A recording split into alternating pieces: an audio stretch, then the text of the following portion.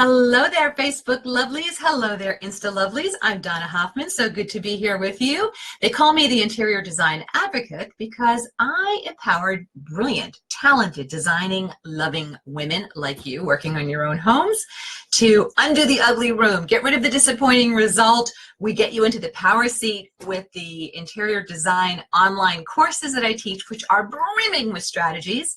I've also been called one of America's leading design coaches because I know how to take what seems like really nebulous, creative information and I make it very streamlined and very path specific. And not only do I do all that with our Interior Design Advocate brand, but I also run a luxury interior design company here in the Philadelphia region of the United States.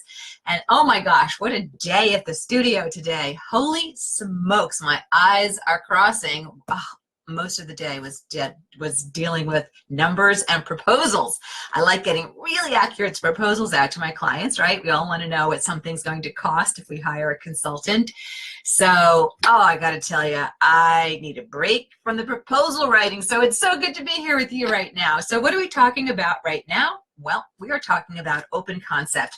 I get so many questions about open concept, and I thought it would be interesting not only to take your questions about open concept, but also to talk about the big sweeping areas where I see brilliant, gorgeous, talented women just like you getting stuck and screwed up on open concept. So what are the biggies with open concept? And I'm getting hellos and welcomes, and it's good to see everybody. All right, so with open concept, I have to say that one of the biggest common tripping points I see is that there's a sense of overwhelm because of the size of the space.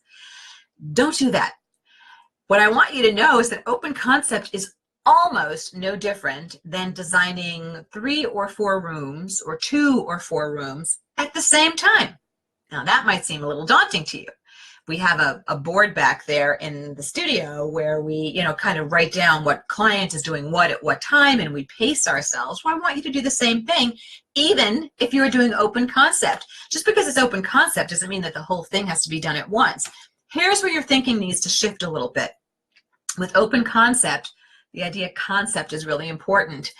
I would love to encourage you to give yourself permission to not do it all at once, not to change everything at once, but definitely develop your concept all at once. In other words, I think my kitchen cabinets are going to go here if you're doing a new build, or if you're doing a renovation, or if you're changing the color of your cabinets. I believe my cabinets will go to here. I believe my counters will go here. I didn't say the exact color. I didn't say the exact counter material. Concept. General color direction, general style direction. I believe my fireplace surround is going to go here. Concept, not actual.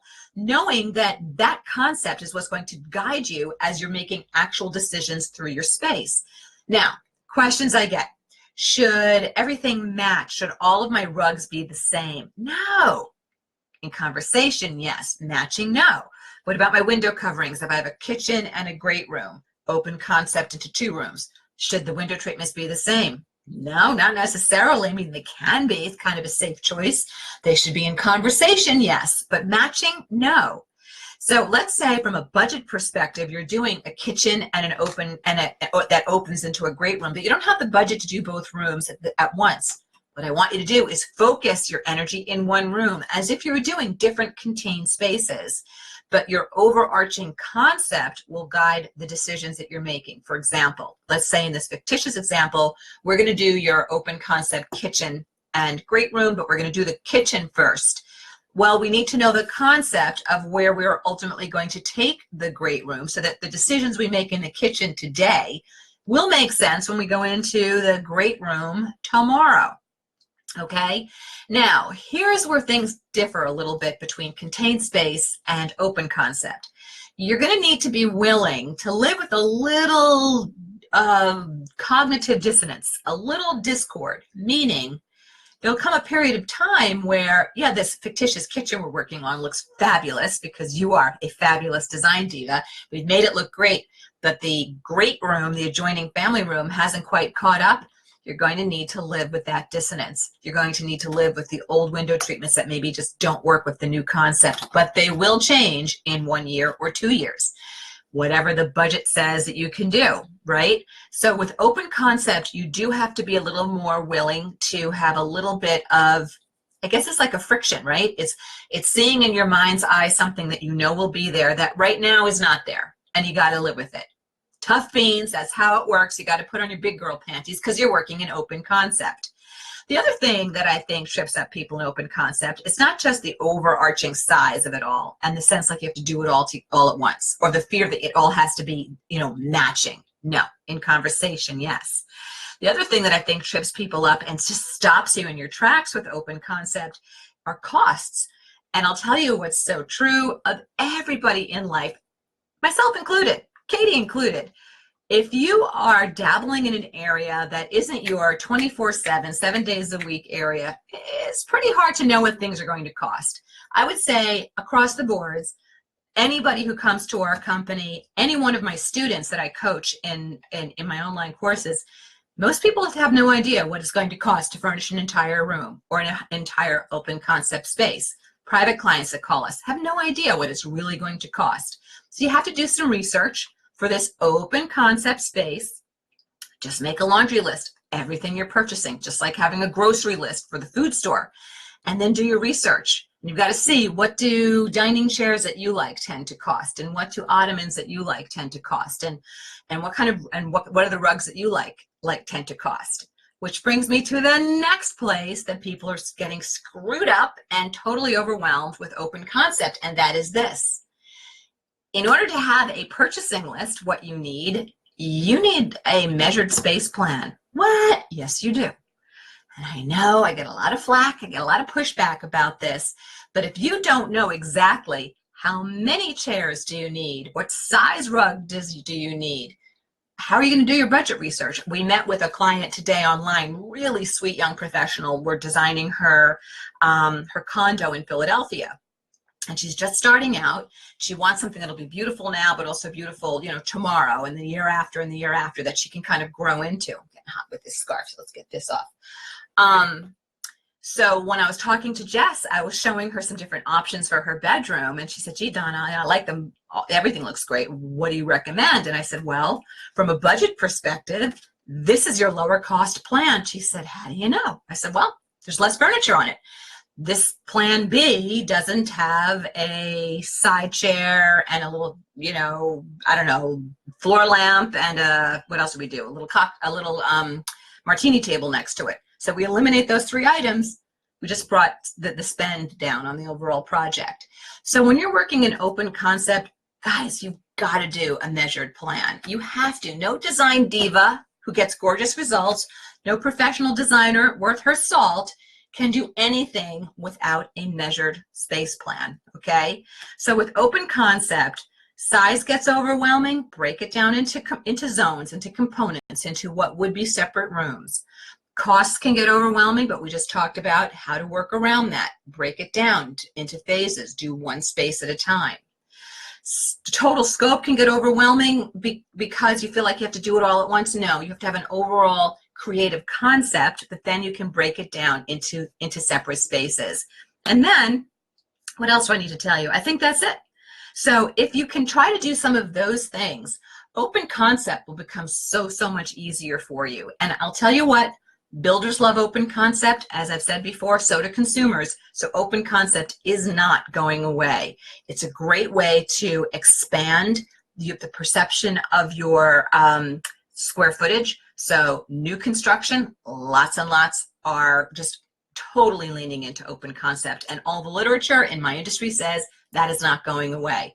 So love your open concept because of the way it allows you to maximize your square footage and the way it makes for really wonderful flow in your living space, if you like to entertain, if you want to be together, when you're cooking, you want to see what the kids are doing, that sort of thing. So try to embrace your open concept. Don't be afraid of your open concept, because I know right now you're not afraid of your living room and your dining room, or your living room and your foyer. Well, they open to each other. So that's kind of like open concept, except with a little more wall involved. In an open concept, you remove those walls, okay? So if you have an open concept question, I'm happy to take it.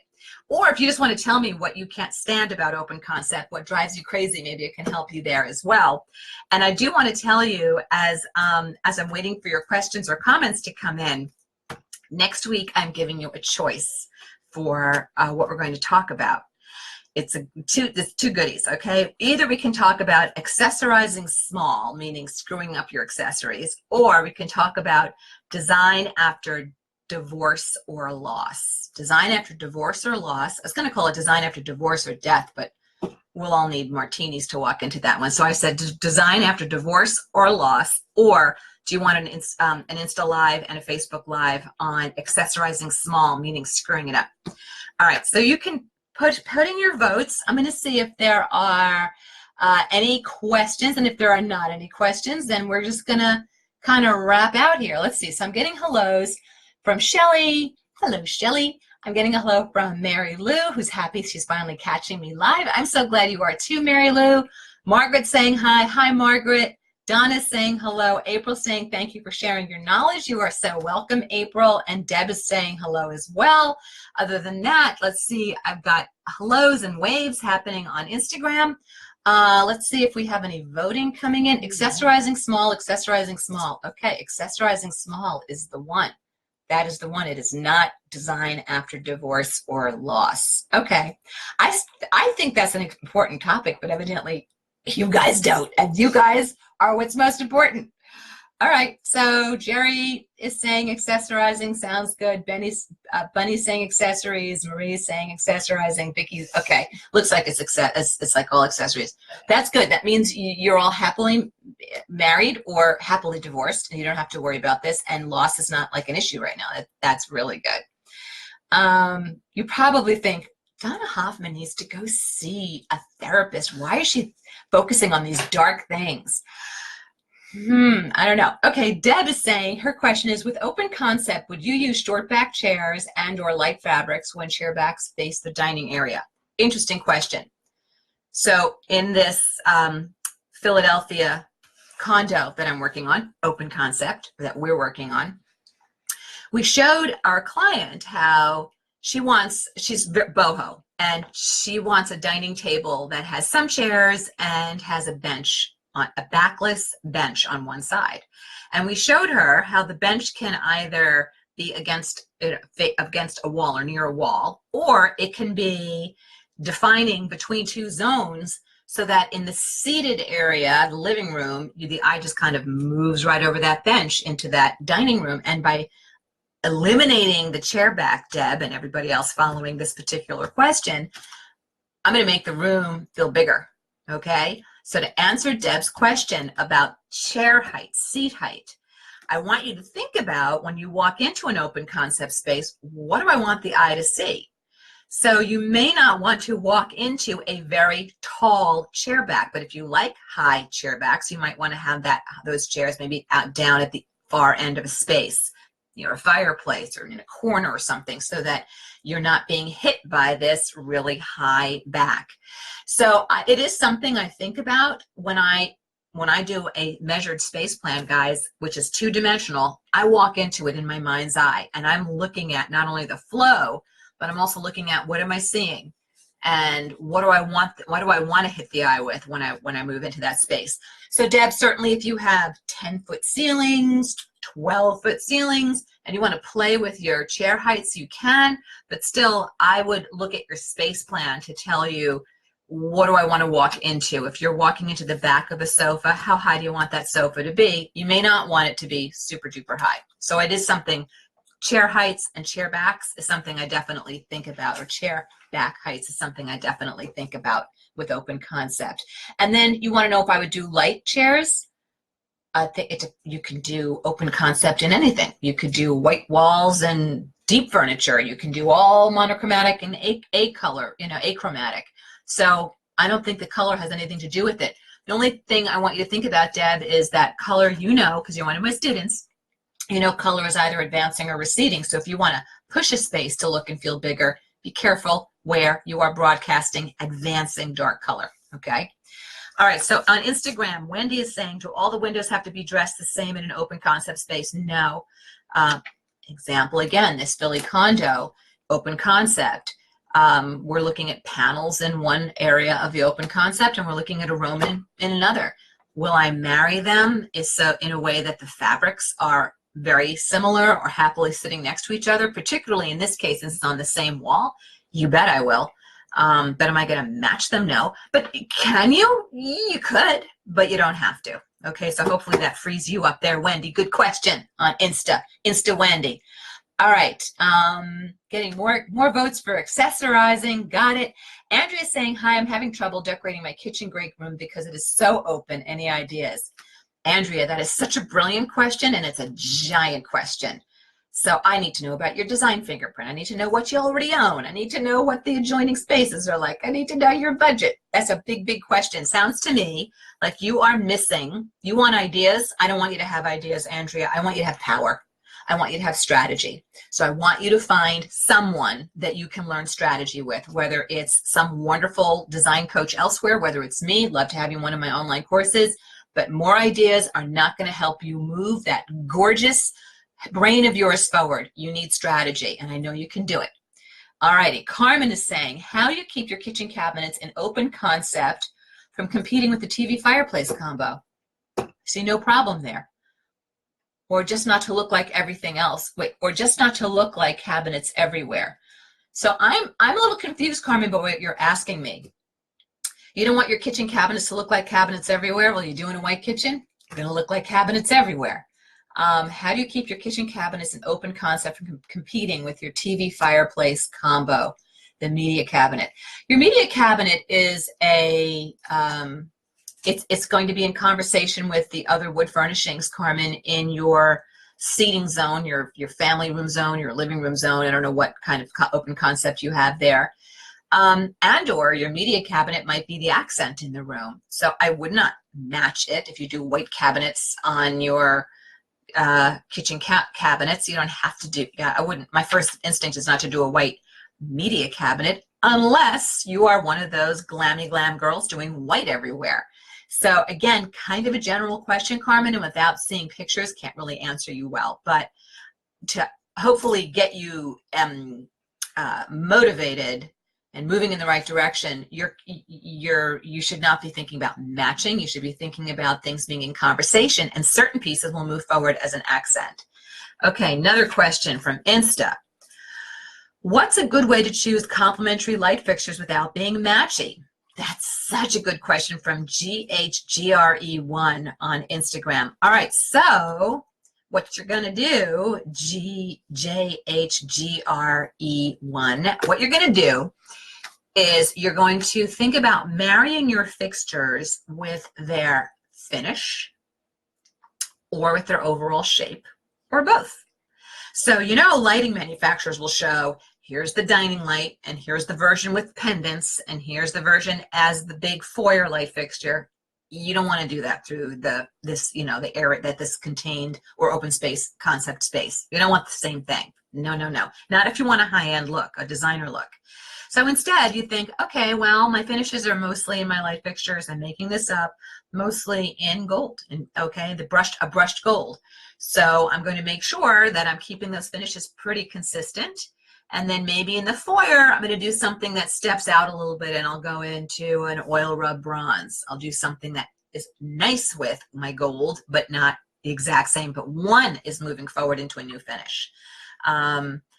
So if you keep the 80-20 rule going for you there, 80% of your finishes are in one area, and then maybe 10 to 20% are in another area, you will be safe. But I do not match my light fixtures, and no designers do. Okay, so you're good to go. I bless it, and I kiss you on the cheek. I'm ready for you to do it.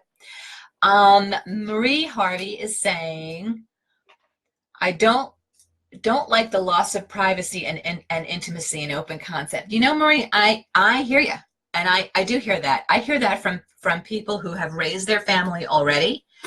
And I hear that from people who don't want to be where the kids are watching the latest, I don't know what they're watching now, Dora the Explorer. I don't know. My youngest is 19, so I don't know what the hip child show is right now. But I know they're loud. For us, it was Barney. Oh, good grief. Oh, the sound of that voice made me nuts. Whew, made me hate open concept. So I get it. I totally get it, Marie. I do hear that, but open concept is not going away. Final two questions. Look at how high tech we are. Final two questions. Margaret's saying, in a large room with 3 windows with wooden blinds. Oh dear me, Margaret. Are you describing your whole room to me? Because when you do that, I know I need a what? Rhymes with schmichter. I need a picture to be able to see it, but I'll give it a whack. In a large room with 3 windows with wooden blinds and a door on the same wall, is it okay to leave the door untreated? It can be, yes, but I don't know without looking at a picture. So I'm going to say maybe, but I'm saying it to you with a big hug, Margaret.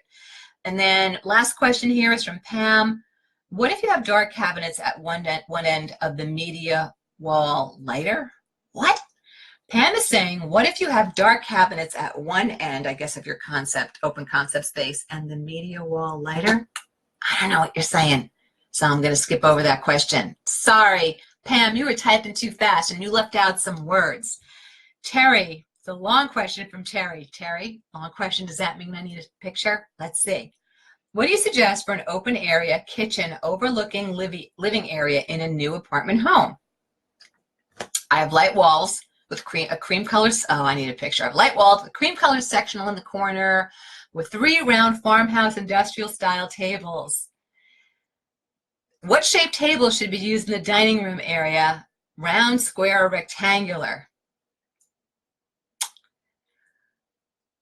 Terry, I need to see a picture to be able to answer you, babes. This is like pin the tail on the donkey design you're giving me. So what I would say to you is that the shape of a table will be dictated by A, your preferences, and B, by what your space can house.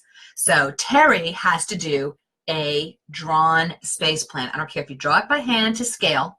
I don't care if you use an online service or a program or app, no worries. But space plans do not ever lie, Terry. So your space plan will show you exactly what shape will, what size will, and will not work. I promise, promise, promise. But it sounds like what you've got started so far sounds kind of pretty.